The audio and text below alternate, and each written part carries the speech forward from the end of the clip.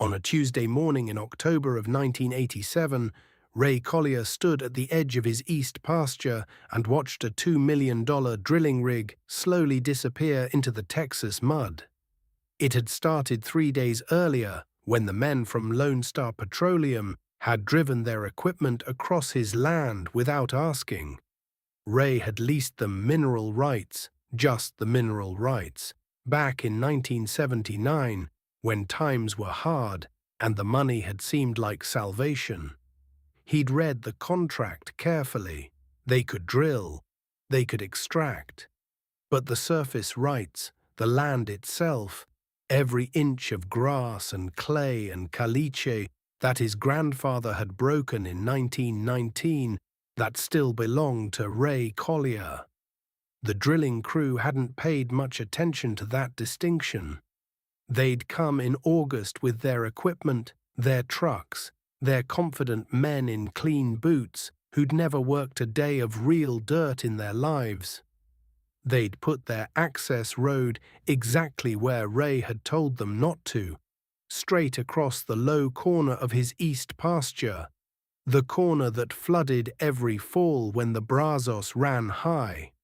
Ray had told their site manager, a young man named Davis, who wore a company polo shirt and carried a clipboard, that the ground there wouldn't hold in October. Davis had smiled the smile of a man who'd been to college and knew things that old farmers didn't. "We've crossed worse, Mr. Collier. Our equipment handles it fine." Ray had looked at the low corner, at the black clay soil that had been drinking water since September, and said nothing more. He was 64 years old and had been farming this land for 40 years. He knew what that corner did in October. He just hadn't expected it to happen this fast. Let me tell you about that drilling rig, because you need to understand the scale of what Ray was watching sink. The Lone Star Petroleum mobile drilling unit was 48 feet tall when assembled and weighed, with all its equipment and supplies, somewhere north of 180,000 pounds. It had been driven onto Ray's east pasture on a Tuesday, assembled by Wednesday, and had begun drilling on Thursday morning.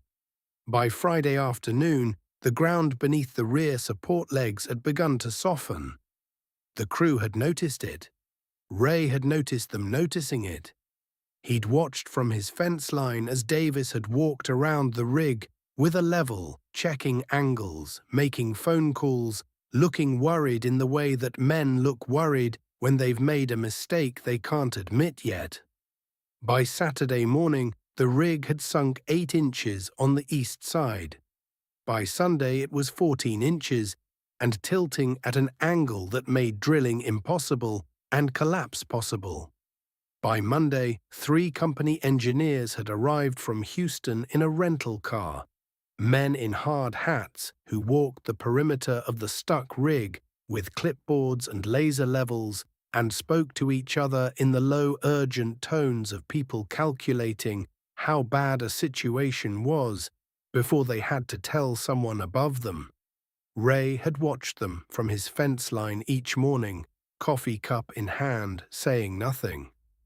Let me tell you about those 3 days because they matter to understanding what Ray was watching. On Saturday, the first full day after the sinking began, Lone Star had tried the obvious solution.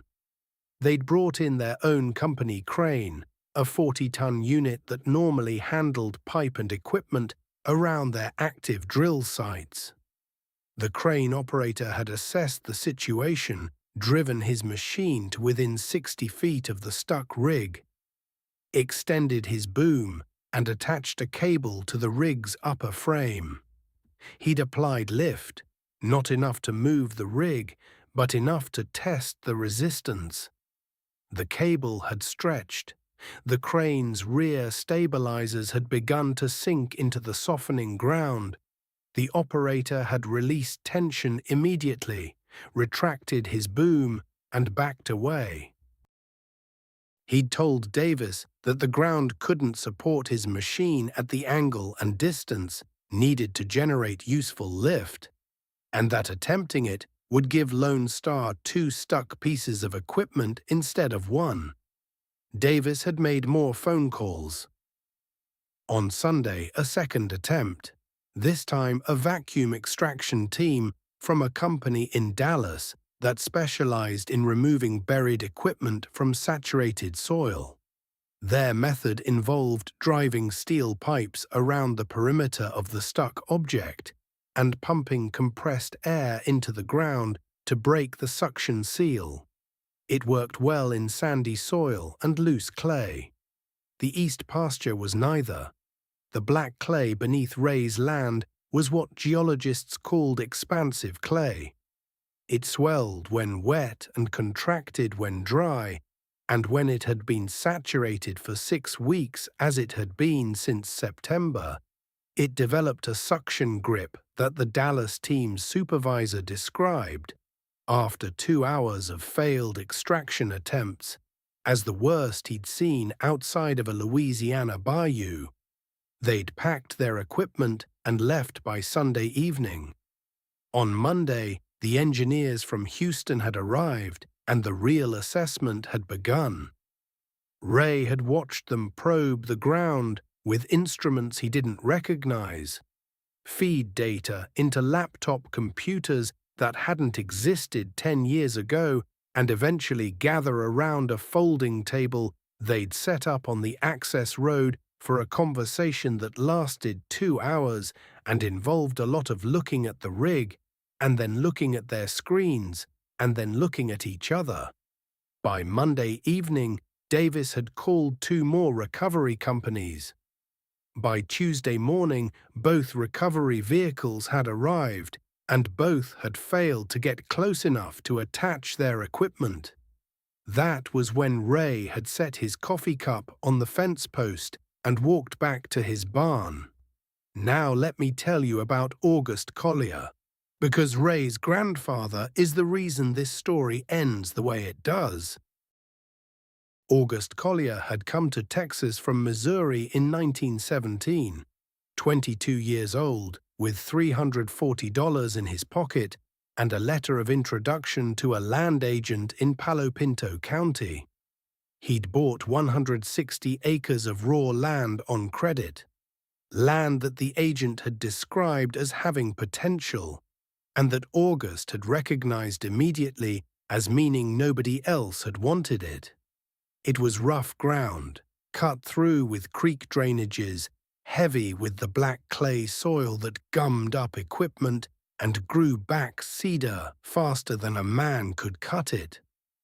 But August had seen something in it that the agent hadn't bothered to look for: deep soil, good subsoil moisture, and a seasonal flood pattern that, properly managed, would make the low ground some of the most productive grazing land in the county. He'd spent 2 years breaking the land with horses.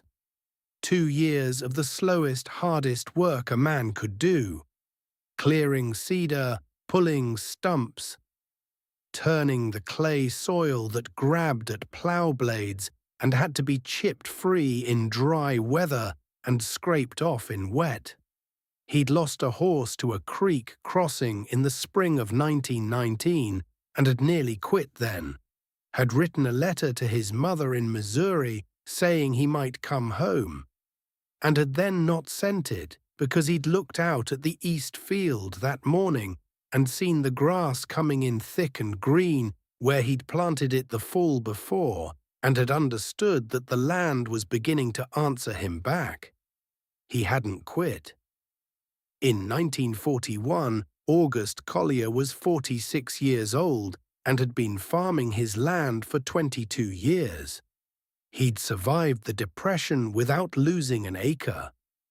Had done it by refusing debt when his neighbors were taking it, by selling cattle before the market broke when everyone else was holding, by reading his land and his weather and his markets with the same patient attention he gave to everything.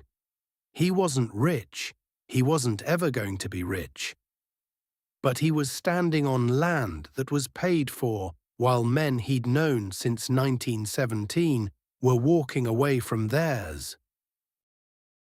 That year, a farm equipment dealer in Mineral Wells had taken a Caterpillar D2 crawler in trade from an oil company that had used it on a pipeline job and decided they didn't need it anymore. The machine had 800 hours on it, was mechanically sound, and the dealer wanted $1,100 for it, a price that represented, for August Collier, most of what he'd saved in 3 years of careful living. August had driven to Mineral Wells and looked at the machine for 2 hours before he said a word. He'd crawled under it and checked the undercarriage. He'd started it and listened to the engine at idle and at full throttle. He'd engaged the tracks and driven it in a circle in the dealer's yard, feeling how it turned, how it tracked, how it responded. Then he'd asked the dealer one question: "What's the worst ground you've ever taken this machine through?" The dealer had described a pipeline crossing job in the Brazos River bottom, black clay bottomland that had been flooded twice that spring, ground that had swallowed 2 wheeled tractors up to their axles. The D2 had crossed it in both directions without stopping. August had written the check. He'd used that machine for 31 years, until arthritis had taken his hands badly enough that his son Thomas had taken over the operating. Thomas had used it for another 15. And when Thomas had passed in 1971, Ray had inherited both the land and the crawler that had helped build it. Ray had been driving the D2 since he was 12 years old, the summer his grandfather had first put him in the seat and told him to drive it to the fence line and back. He'd felt the tracks grip the ground beneath him, felt the way the machine settled its weight and moved with a deliberate steadiness that wheeled equipment never had, and had understood, without needing to be told, that this was a different kind of machine for a different kind of work. Now, 46 years after August Collier had written that check in Mineral Wells, Ray backed the D2 out of the barn and drove it toward the east pasture. Let me tell you about what the recovery specialist from Midland saw, because his reaction tells you something important. The specialist's name was Gene Pruitt, and he'd been pulling oilfield equipment out of bad ground for 22 years. He'd worked in the Gulf Coast marshes and the Permian Basin caliche and the Red River bottoms and the East Texas timber country. He'd seen every kind of stuck and every kind of recovery attempt, successful and otherwise. He was not easily impressed. When he saw Ray's D2 come across the yard, he felt the first thing he recognized as interest. It wasn't the machine's size. The D2 was small, smaller than most of the equipment Gene worked with daily. It wasn't the age of it, though Gene recognized it immediately and knew what it was. It was the condition. The tracks were properly tensioned. The undercarriage was clean. The engine sound was steady and even. No misses, no smoke, no hesitation. This was not a machine that had been sitting in a barn for 20 years and dragged out for one last job. This was a machine that had been maintained with the same attention every week for 40 years. A machine like that, Gene thought, doesn't have surprises. It does what it's supposed to do because it's been kept ready to do it. He watched Ray park the D2 at the fence line and climb down and begin walking the perimeter of the stuck rig, and he recognized the walk. It was the walk of a man who was reading something, the way Gene himself walked around a stuck piece of equipment before he decided how to approach it. Not hurrying, not performing for the watching crew, just looking with the unhurried attention of someone who understood that the first 10 minutes of looking saved the next 10 hours of working. Davis came to stand beside Jean. "What do you think?" Davis asked. Jean watched Ray probe the soil near the western support leg with his steel rod. "He's checking where the hard layer is," Jean said. "Smart. That's your anchor if you can find it." Davis looked at the D2. "That machine can't generate enough force to—" "It's not about force," Jean said quietly. He nodded toward the pulley block Ray had pulled from the back of his truck. "See that? He's going to multiply his mechanical advantage. That little crawler might make 30 horsepower at the drawbar. Run it through a 3-pulley block system. You're effectively tripling the pull force, not enough to rip it out all at once, but enough to maintain steady pressure for however long it takes." Davis stared at the pulley block. "That's going to take hours." Jean looked at the stuck rig, at the tilting frame, at the mud that had swallowed 4 days of modern recovery attempts. "Yeah, Davis," he said. "It is." He paused. "You got something better to do." "Let me tell you about the 4 hours that followed, because each hour taught the watching men something different. The first hour taught them patience. Ray applied tension at 9:47 in the morning. By 10 o'clock, nothing visible had happened. The recovery crew from Waco had retreated to their truck. Davis had made 3 phone calls. 2 of the drilling crew had gone to find coffee. Only Gene Pruitt stayed at the fence line, watching, occasionally walking closer to examine the ground around the rig's support legs, returning to the fence, watching again. At 10:20, Gene called out to Davis without looking away from the rig. "West leg's cracking." Davis came over. "What?"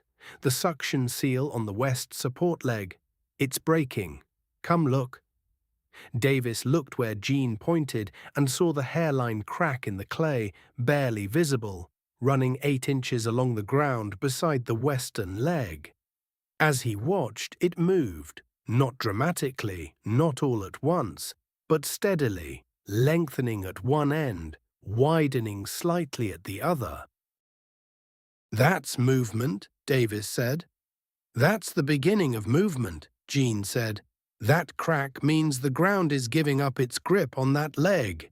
Ray's pulling slow enough that the clay is releasing instead of gripping harder." Gene shook his head slowly, the way a man shakes his head when he sees something done right. "That's how you do it." The second hour taught them respect. By 11:30, the crack around the western support leg had become a gap. The leg itself had moved almost an inch, and Ray had stopped twice to reposition his chain, each time shifting his angle slightly, working the leg in a slow arc rather than a straight line. Gene had explained this to the gathering crew. Ray wasn't pulling the rig straight back. He was walking it, shifting the angle of force every 30 minutes to break the suction seal progressively, rather than trying to overcome it all at once. The drilling crew that had gone for coffee had come back and stayed. The crane operator who'd refused to try his machine on the soft ground was standing at the fence with his arms on the top rail, watching the D2 work. Nobody was talking much. There's something about watching a slow machine succeed where fast machines failed that changes the way a group of men stands. The shoulders come down, the arms uncross. People lean forward instead of back. It's the body's way of paying attention to something it didn't expect. Ray didn't look at any of them. He watched his chain, his pulley, his pressure gauge, and the ground around the rig's support legs. That was all he needed to watch. The third hour taught them something harder to name. At 12:15, Ray stopped the D2, climbed down, and walked to the stuck rig without speaking to anyone. He spent 12 minutes examining the south support leg, probing the ground around it, testing the chain attachment point on the frame. Then he walked back, adjusted his pulley anchor 6 feet to the north, reran his chain, and climbed back into the seat. Gene watched this and said nothing for a moment. Then he turned to Davis. "He found something," Gene said. "South leg's binding. If he keeps pulling from the same angle, he'll move the west leg but push the south one deeper. He's changed his approach." "How do you know that?" Davis asked. "Because that's exactly what I would have done," Gene said, "and it took me 15 years to learn to read it that fast." Davis looked at Ray, 64 years old in worn overalls, adjusting chain positions on a 46-year-old tractor. "How long has he been doing this?" Davis asked. Gene thought about it. "Probably since before you were born," he said, "and he learned it from someone who was doing it before him." The fourth hour was when the ground gave up. At 1:19 in the afternoon, 3 hours and 32 minutes after Ray had first applied tension, the sound came that Gene had been waiting for and the rest of the crew hadn't known to expect. Not a crack or a snap, more like a deep exhalation, a pressure releasing from somewhere underground as the suction seal that had held 180,000 pounds of drilling equipment for 4 days finally surrendered. The rig moved, not an inch this time. 6 inches, then another 4. The mud released its grip the way sleep releases a tired man, not all at once, but progressively, one point of resistance after another, giving way until there was nothing left to hold.